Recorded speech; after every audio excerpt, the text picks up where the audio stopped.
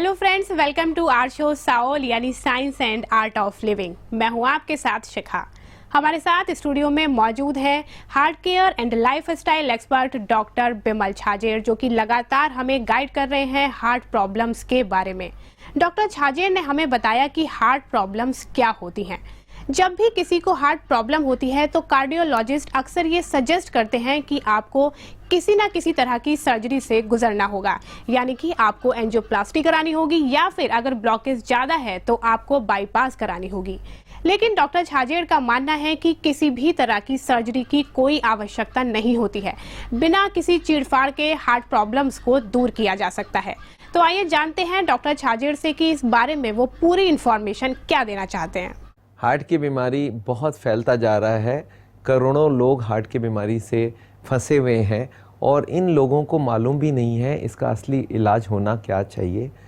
ये जो हार्ट की बीमारी है, पहले तो ये समझते हैं ये बीमारी का मतलब क्या है। देखिए, ये है हमारी बॉडी। ये बॉडी के ये ऊपरी हिस्से में छाती में यहाँ पे हार्ट रखा होता है। ये हार्ट करीब एप्पल के जितना होता है और ये पंप करता रहता है। ये पंप करते करते ब्लड इसमें से पूरे शरीर को जाता रहता है और हर मिनट में हार्ट 72 बार पंप करता है और पूरे दिनों में 1 लाख के ऊपर बार हार्ट पंप करता है। और इस हार्ट से ब्लड जो निकलती है वो पूरे बॉडी को देती है ऑक्सीजन, और ऑक्सीजन बिना बॉडी 1 मिनट भी काम नहीं कर सकता। पूरे बॉडी की कोई भी ऑर्गन को थोड़ा बहुत तो रेस्ट दे सकते हैं, पर हार्ट को कोई रेस्ट नहीं दे सकते। 1 मिनट रुक गया तो आदमी ख़त्म। तो ये हार्ट जब पंप करती है तो एक बार देखते हैं, थोड़ा सा बड़ा करके हार्ट पंप करती है तो कैसे इसकी हार्ट का काम होता है। ये हार्ट है और ये हार्ट जब पंप करती है तो यहाँ से एक ट्यूब निकलती है, इसका नाम है एओर्टा। और ये एओर्टा पूरे बॉडी को ब्रांच देती है। पहले ब्रांच देती है राइट हैंड को, फिर देती है ब्रेन को, फिर देती है लेफ्ट हैंड को, फिर देती है यू टर्न लेके ये पूरे हार्ट को सप्लाई देती है, पूरे बॉडी को सप्लाई देती है और पूरे बॉडी का एक एक पार्ट को ये ब्लड पहुंचता रहता है।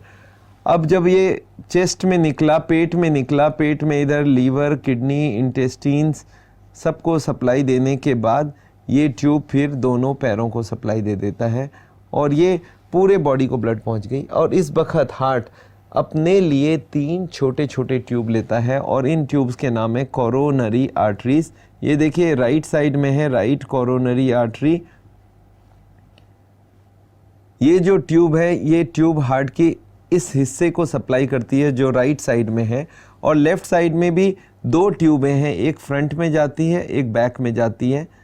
बैक वाली को सर्कमफ्रेंस बोलते हैं और फ्रंट वाले को LAD लेफ्ट एंटीरियर डिसेंडिंग बोलते हैं। यही 3 ट्यूब के अंदर कोलेस्ट्रॉल और चर्बी जम जाती है और इसको ही हार्ट की बीमारी बोला जाता है। और ये कोलेस्ट्रॉल जो होती है वो होती है खाने के अंदर हमारे बॉडी में जाने वाली चर्बी, और ट्राइग्लिसराइड जो होती है वो भी खाने से जाती है, इसका नाम है ऑयल। ये ऑयल, फैट, मक्खन, ये है ट्राइग्लिसराइड, और उधर है कोलेस्टेरॉल जो कि एनिमल फूड में होता है। और हमारे बॉडी में भी कुछ कोलेस्ट्रॉल बनती है। कुछ लोग ऐसे होते हैं जिनकी जेनेटिकली कोलेस्ट्रॉल बॉडी में ज़्यादा बनती है, उनके भी ब्लॉकेज होने के चांसेस हैं। अब ये ब्लॉकेज देखिए बनता कैसे है। अगर मैं एक ट्यूब को बड़ा करके दिखाऊं तो ये एक ट्यूब है हार्ट की और इसमें ब्लॉकेज बनेगी। देखिए कैसे बनती है। ये ट्यूब है, ये ट्यूब है और इसमें ये ब्लॉकेज बनेगी।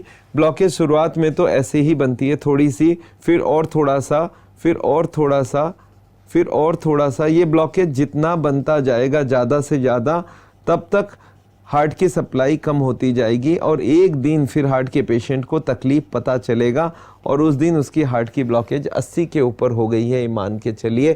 क्योंकि हमारे हार्ट को 80 ब्लॉकेज होने के बाद ही जो हार्ट की ज़रूरत है उस पर कम पड़ती है। तो मान लेते हैं ये 80 ब्लॉकेज हो गई है और अब ये पेशेंट हार्ट का पेशेंट कहलाता है, क्योंकि अब उसको चलने से छाती में दर्द हो जाती है, एंजाइना हो जाती है और उसको हार्ट में तकलीफ़ हो जाती है। तो ये जो पेशेंट है वो हमारे डॉक्टर्स के पास पहुंचता है, कार्डियोलॉजिस्ट के पास पहुंचता है कि सर हमें चलने फिरने में दर्द होती है। अब देखिए आयरनी क्या है कि कार्डियोलॉजिस्ट जितने हैं मोस्टली वो हार्ट के पेशेंट्स को ये नहीं बताना चाहते हैं कि किस वजह से ये ब्लॉकेज हुई है, आपने कहाँ कहाँ गलती की है और कैसे करके इस गलतियों को सुधारा जा सकता है। वो बोलते हैं नहीं भाई आपको तो हॉस्पिटल भेजेंगे। इनफैक्ट हॉस्पिटल से मोस्ट ऑफ द कार्डियोलॉजिस्ट की थोड़ी बहुत जान पहचान होती है, उनमें आजकल किक बैक भी होता है कि कार्डियोलॉजिस्ट को कुछ वहाँ से हॉस्पिटल से मिलती है वापस, तो कार्डियोलॉजिस्ट यूजुअली हार्ट के हॉस्पिटल की तरफ भेज देते हैं कि आप जाओ वहाँ एंजियोग्राफी कराओ और बाईपास एंजियोप्लास्टी करा लो। और वो जब हॉस्पिटल में पेशेंट पहुंचता है तो वहाँ के हार्ट कार्डियोलॉजिस्ट जो होते हैं वो बोलते हैं देखो आपकी चलने से दर्द होती है, आपकी TMT पॉजिटिव है, आपकी एक्सरसाइज टेस्ट पॉजिटिव है, तो आपको तो एक एंजियोग्राफी करनी पड़ेगी।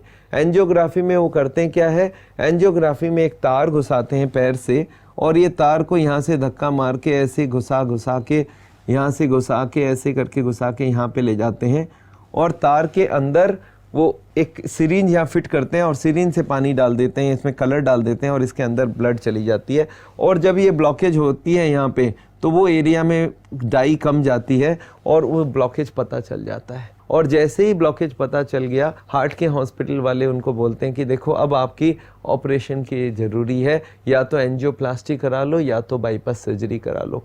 पर दोनों बीमारी का जो इलाज है वो नहीं करती है, वो एक क्यूरेटिव ट्रीटमेंट नहीं है, वो एक टेम्पोररी अरेंजमेंट है कि आपकी ब्लॉकेज हम हटा देंगे या ब्लॉकेज की जगह नई ट्यूब लगा देंगे, पर असली जो बीमारी है ब्लॉकेज का वो बीमारी को हम कुछ नहीं कर रहे हैं। तो ये जो ट्रीटमेंट है मेरे को लगता है ये सही रास्ते चल नहीं रहा है। हार्ट के बीमारी में इतनी बड़ी बॉडी को काटने की ज़रूरत, उसके अंदर एक फॉरेन बॉडी जो कि ज़िंदगी भर अंदर रहेगा, ये मेरे को बहुत लॉजिकल नहीं लगता है। और सबसे बढ़िया बात है कि अगर बॉडी को बिना काटे हम अपने ब्लॉकेज को रिवर्स कर सकते हैं तो इससे अच्छी क्या हो सकती है। तो एक आ गई रिवर्सल की थियरी का क्या मतलब है। रिवर्सल का थियरी प्रिवेंशन से एक स्टेप आगे है। प्रिवेंशन का मतलब क्या, जो ब्लॉकेज बन चुका है वो ब्लॉकेज आगे बढ़े नहीं, रुक जाए, ये है प्रिवेंशन।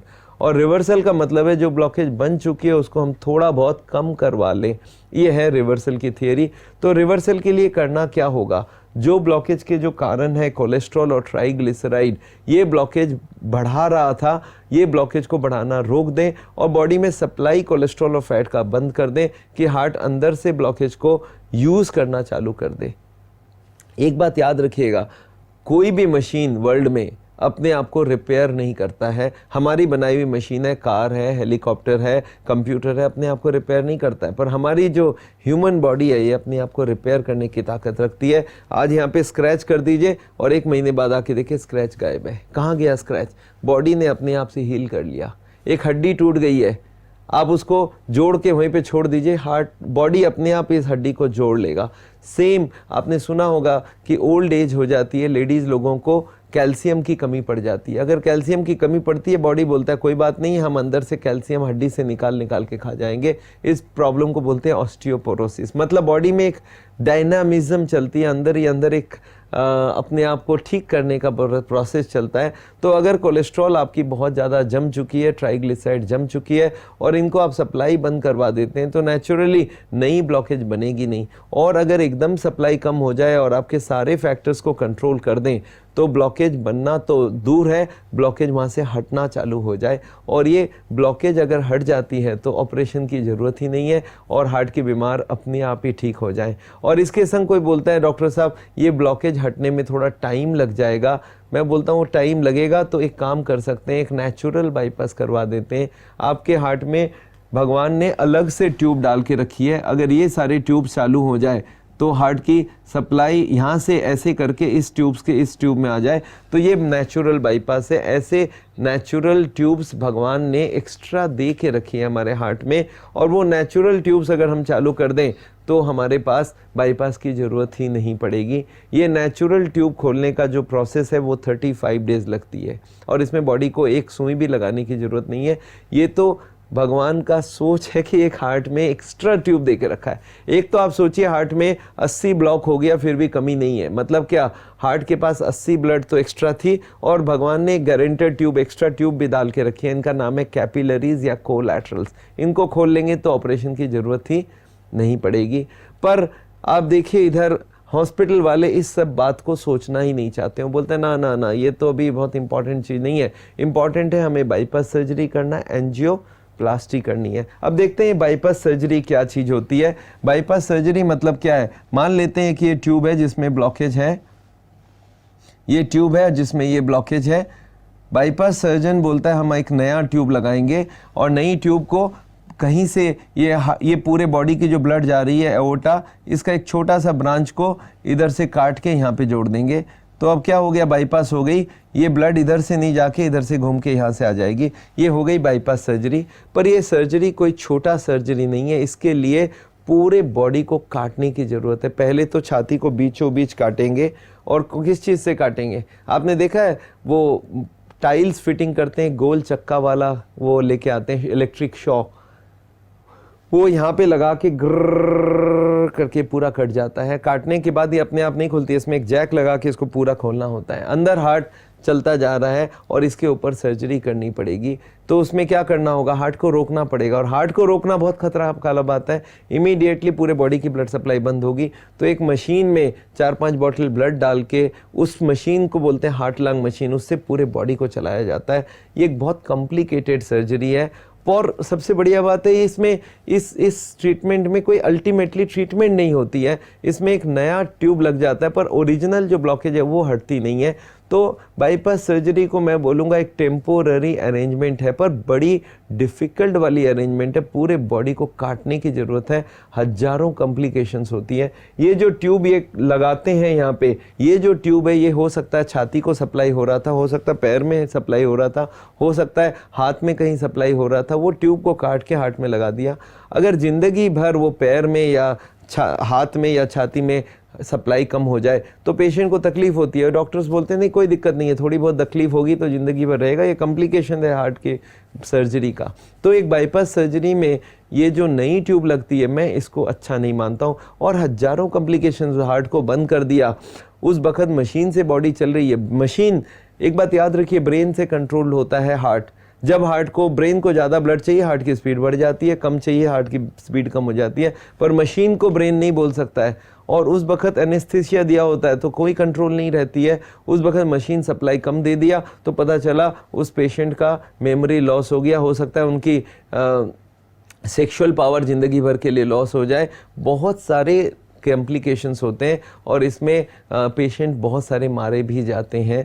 पर हॉस्पिटल वाले बोलते हैं this is the more correct treatment. वो ये नहीं बोलते हैं भाई कोलेस्ट्रॉल हटा दो, ये सबसे इजी और सबसे करेक्ट ट्रीटमेंट है। वो बोलते हैं नहीं नहीं, हमारे हिसाब से bypass surgery is the most accurate, most scientific treatment. मेरे को तो साइंस की बात लगती नहीं है। साइंस कॉमन सेंस से बेस्ड होता है। जब आप ब्लॉकेजेस बंद नहीं करोगे तो आपका ब्लॉकेज फिर आ जाएगा। और यही हो रहा है। बाईपास सर्जरी करके पेशेंट को मालूम ही नहीं कोलेस्ट्रॉल क्या है, ट्राइग्लिसराइड क्या है, वो फिर भी मीट खा रहा है। वो बोलते हैं चिकन खाओ, थोड़ा बहुत फिश खा लेना, मतलब कोलेस्ट्रॉल खाते रहना होगा। पर अगर होगा क्या उसके बाद, थोड़े दिनों में ये नई वाली ट्यूब भी बंद हो जाती है।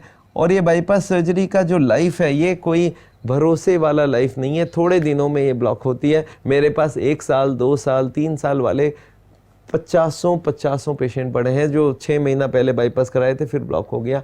और अगर अच्छे से चलता ही है तो फिर तो बाईपास की ज़रूरत ही नहीं है। मैंने ऐसे भी लोग देखे हैं जो मेरे पास आए हैं कि सर 7 साल 8 साल हो गया, बाईपास सर्जरी फिर से ब्लॉक हो गई है। और उसके बाद हमने उनकी लाइफस्टाइल बदली है और आज 25 साल हो गया उनको बाईपास सर्जरी को, आज भी काम चल रहा है। तो मतलब बाईपास करके भी अगर आदमी को ये सारा सिखा दिया जाए तो भी अच्छी बात हो सकती है।